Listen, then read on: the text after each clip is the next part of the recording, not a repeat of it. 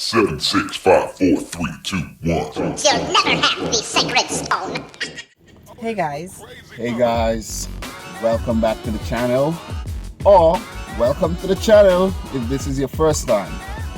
Today we're gonna be doing story time with JMDA, and we're in the car. So I'm gonna tell a car story, and I'm gonna talk about when my car almost got repossessed.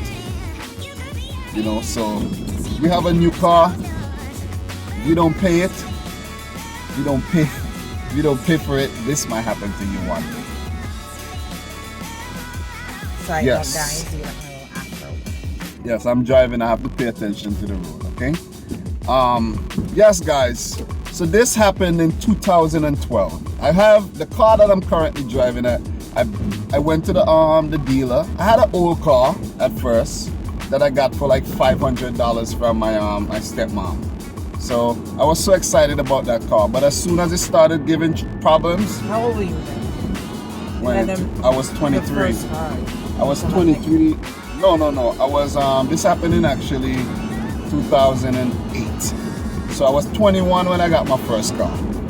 So I was excited. It was a real old car. It was a Plymouth. It was a Plymouth Acclaim, and it was boxy and it was ugly, I'm telling you. If there ever was a really ugly car, just Google Plymouth Acclaim. Matter of fact, I'll put up a picture right here. Okay? I'll put up a picture of the exact car that I drove.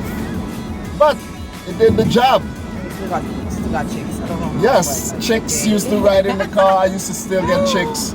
But yes, let me not talk about that old car. Let me talk about when I almost got my car, my new car, newish car, almost got repossessed. So yes, I had the car for 2.5 years, and the payments were starting to catch up on me. I'm gonna give you all the details.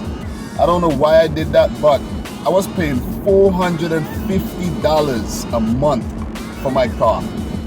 And when you get a car at the dealership, you have to put full coverage on it. So I was paying, at first I was paying $342 for the insurance.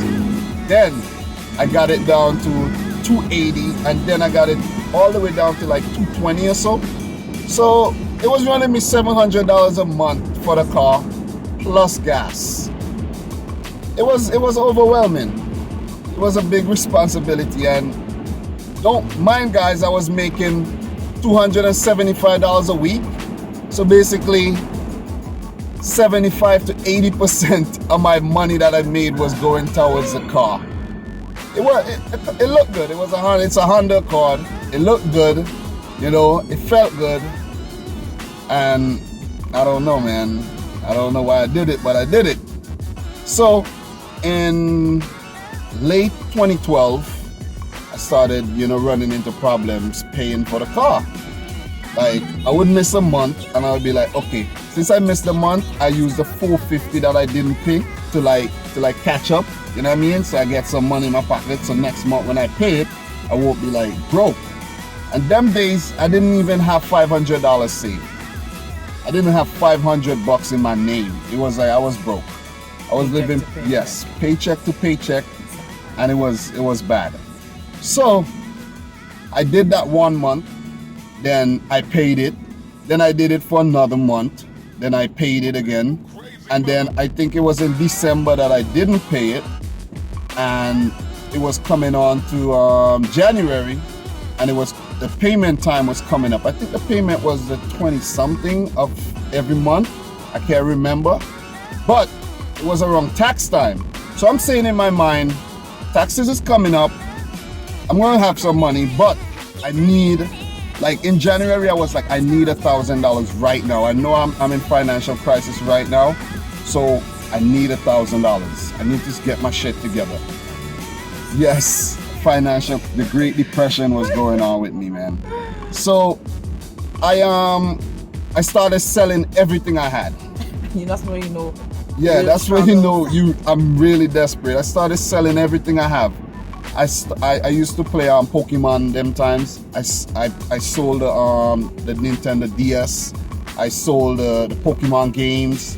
I sold everything. I dug through all the gadgets and the MP3 players, CDs, you name it. I had it, I sold it. Okay? And I had found, remember the camera I told you I found at work? I found this camera at work. I'm like, yo, I'm taking this. I found the camera. I sold the camera. I sold the lens. I made some money. I ended up making $1,000 on eBay. And I was like, yes, I can finally pay for my car, the late payments on my car now. If you go 30 days, they wouldn't come to repossess your car. But what happened, and I didn't realize it, it went over 60 days. And it was like, it went into the red. When you go 30 days late, your credit started, you know, it goes into the yellow for lateness. When it goes into the red, it's like 60 days. I was like, oh my God. So how it really happened was, I was sleeping in the basement where I used to live with my parents, and the car was parked outside across the street. So my stepmother was like, came downstairs banging on my door. Nick. I got up hysterically. I was like, yo. I'm like, what happened? She was really banging on the door, like, you know. She's like, Nick, they're taking your car. They're taking your car. I'm like, what? Taking what? How? How they taking my car? I was like naked. I put on some clothes quick. I ran upstairs. You know when you wake up out your sleep and you don't know what's going on? I ran upstairs. I go outside. I'm like, what happened? What's going on here? He's like, the guys, there were two guys. These guys came early. I'm telling you, it was early. They gotta come early. So it was early, like after 5 or so a.m. They came and they had keys. I'm telling you, I don't know. I didn't understand how they got the keys, but they got keys cut. They opened the door. They're ready to go. I'm like, they're like, they told us to come and get your car. Whatever. I don't know if they had tried like previous nights or whatever, because I used to sleep in Brooklyn sometimes by this girl. So maybe they came and they didn't get me, but they got me that day. Yes, they surely got me. Guys, the lighting is kind of off because we're on the road. And the sun. Yes, and the sun. But they got me.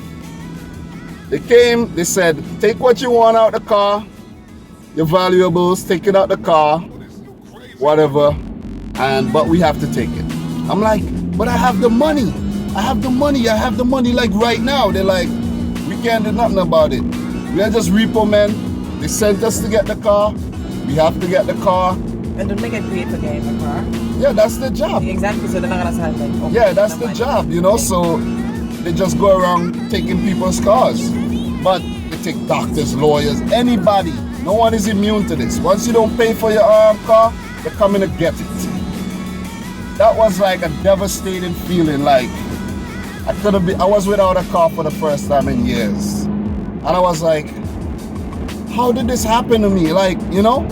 So I started, you know, I asked them, they told me what to do, where they're gonna take the car and what to do to get the car back. So since I had the $1,000, that's all I had. I end up borrowing $500. What happened? Thomas, we're not doing something? Imagine I'm talking and she's telling me about my jack. Rude! Just realize it. That is rude. Come on here. Let's break the board concentration. I just sit there now. Thomas. Sorry, man. Amazing, man. How's that amazing? Really, Thomas? You just realize that. Thomas, really? You're making a more issue. I'm not, but still. So yeah, I had to borrow the money from a friend. I think I borrowed like $500. I'm like, I'll give you back the money when I get when I do my taxes, because tax time is coming up. You know. Yes, babe, I wish you were here to lend me that money. I didn't have no money, so I didn't have any money. Yes, I borrowed the $500, and the next day I went to pick up my car. I had to wire them. They give me this special number to wire them the money through Western Union. So I had to wire them the money. It was such a complicated issue. And every day your car spent in the parking lot, you have to pay for storage. And it went up. It went up and up every day. So you had to get your car back. If you don't get your car back, that's how much you had to, the price just kept going up and up. And the worst thing, if you choose not to go get your car, and they put your car into auction, and if you owe $10,000 on your car and they sell it for $5,000, you still have to pay the $5,000 you left on the car. It's crazy. Once they give me all that information, I was like, hell no, I gotta get my car back. Because I was like, you know what, maybe they could just take the car and I could just forget about paying for cars or whatnot. You know, the next day, I went over there with a friend. She drove in another vehicle, and you know, we picked up the car. Yo, it was the best feeling ever. I went and got a car wash like immediately. Why? Because I just got my car back. You know, I missed it. It was crazy. So if you have a car, make sure pay for it. Don't be late on your payments, or they're gonna come and embarrass your ass and get your car. And trust me, it's embarrassing. So what I did, I spoke to this friend of mine, he's an accountant, and he told me to go to get a personal loan, then take the loan, pay off for the car, and then pay for the loan. You'll have a longer time to pay for the loan. So I think I had like $5,000 left to pay for on the car. No, $7,000 plus. I went to the bank, I borrowed exactly that, and once the bank gave me the loan, because I had good credit, the bank gave me the loan. I think I did this later on in the year when I started repairing my credit, because it kind of messed up my credit a little bit. So I went, I got the $7,000, paid for my car, and that was a wrap. I had no more car payments. It's been 5 years since, and I haven't got a new car. It's like, I don't want car payments at all. I might do it again in the future, but I'll do it a smarter way. So, if you're thinking about gonna get a new car, and you're not sure, you need some advice, you could ask me. I've been through it all. I've seen it all, I've experienced it all. You know? Don't forget to like and subscribe. If you enjoy this story time, share it. And peace. Bye, guys.